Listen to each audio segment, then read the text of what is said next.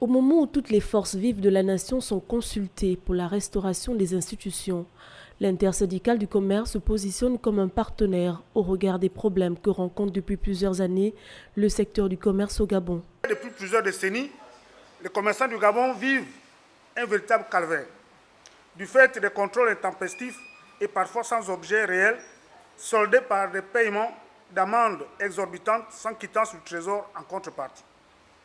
Ces multiples contrôles sont exercés par les administrations publiques d'une part et les collectivités locales d'autre part, encadrés exceptionnellement par des textes réglementaires taillés à leur convenance.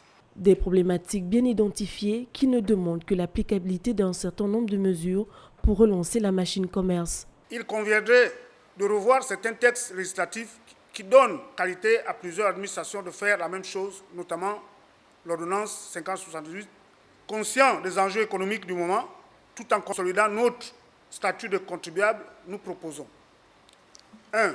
La révision de certaines dispositions de l'ordonnance 5078, notamment l'article 31. 2. L'inscription dans la loi des finances ou le code général des impôts à droits et amendes. 3.